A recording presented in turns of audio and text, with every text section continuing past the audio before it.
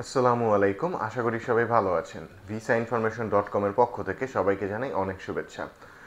আজকে আপনাদের সামনে যে টপিক নিয়ে এসে কথা বলবো সেটা হচ্ছে বর্তমান সময়টাতে সেনজেনের কোন দেশটাতে ভিসা রেশিও সর্বোচ্চ আছে। সেনজেনভুক্ত তো অনেকগুলো কান্ট্রির অ্যাপ্লাই আমাদের দেশ থেকে করা যায়, বাট আপনি যদি একটা সহজ সেনজেন এন্ট্রির কথা চিন্তা করেন যে আমার একটা সেনজেন ভিসা হলেই হচ্ছে, আমি দেন অন্য যে আমার ডিজায়ার্ড কান্ট্রি সেটাতে ঘুরে আসবো, সো সেক্ষেত্রে কোন দেশটার জন্য অ্যাপ্লাই করা সব থেকে বেস্ট হবে, আজকে ওই দেশ সম্পর্কে আপনি একটু ধারণা দেওয়ার চেষ্টা করবো। এবং সেনজেনের বর্তমান সময়ে সর্বোচ্চ রেশিওর দেশটা হচ্ছে লাটভিয়া। আপনি যদি লাটভিয়ার জন্য অ্যাপ্লাই করেন আপনার ভিসা হওয়ার চান্সেসটা অনেক বেশি থাকবে।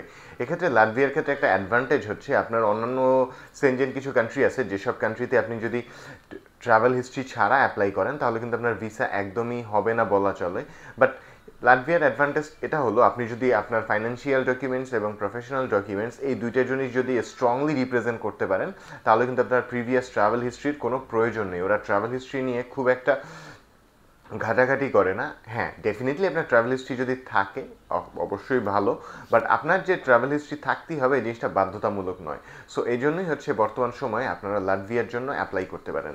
এখন একটা ব্যাপার হচ্ছে লাটভিয়ার এত রেশিও ভালো থাকার কারণটা কী, বা বর্তমান সময় কেনই বা লাটভিয়া ভিসাগুলো ইস্যু করছে। এখন একটা ব্যাপার হচ্ছে সেনজেনভুক্ত কিন্তু 29টা কান্ট্রি আছে। আপনি এখন কিন্তু সবগুলো কান্ট্রির ইকোনমিক্যালি কিন্তু একই অবস্থায় নেই। এখন আপনি যদি ফ্রান্স, ইটালি, জার্মানি, পর্তুগাল এগুলোর সাথে যদি লাটভিয়ার কম্প্যারিজনটা করেন তাহলে কিন্তু আপনি নিজেই বুঝতে পারবেন আপনি এইসব দেশগুলো আর লাটভিয়ার মধ্যে পার্থক্যটা তো ডেফিনেটলি ইকোনমিক্যালি আছেই, এবং এর পাশাপাশি এই দেশটা কিন্তু অতটা পরিচিত দেশও নয়, বাট তারা সেনজেনভুক্ত কান্ট্রি।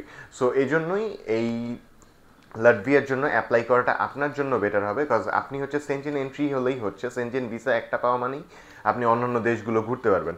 সো এখানেই হচ্ছে গিয়ে আপনি অ্যাডভান্টেজটা পাচ্ছেন। আপনি অন্যান্য যে বড় বড় দেশ এগুলোর জন্য অ্যাপ্লাই করতে হয়তো অনেক দেশের রিকোয়ারমেন্ট অনেক সময় বেশি থাকে, অনেক দেশের প্রসেসিং টাইম অনেক বেশি থাকে, পাসপোর্ট আটকে যাওয়ার ঝামেলা, ইন্টারভিউ থাকে।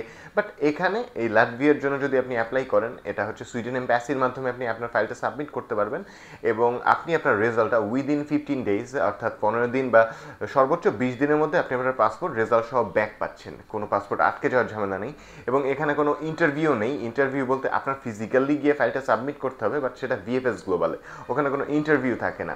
সো এই জিনিসটা কিন্তু খুবই একটা ভালো দিক যে আপনি আপনার রেজাল্টটাও দ্রুত পাচ্ছেন, এবং আপনি নিজে গিয়ে আপনার ফাইলটা সাবমিট করে আসবেন এবং তার 15 ডেজের মধ্যে রেজাল্টটা চলে আসবে।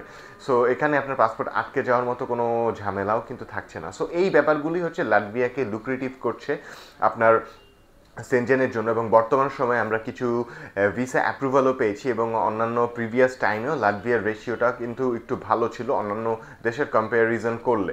সো এই ব্যাপারগুলোই আপনাদের সাথে শেয়ার করা। যারা হচ্ছে সেনজেনে এন্ট্রি হলেই হচ্ছে তাদের জন্য অলওয়েজ বেস্ট অপশন হচ্ছে গিয়ে লাটভিয়া।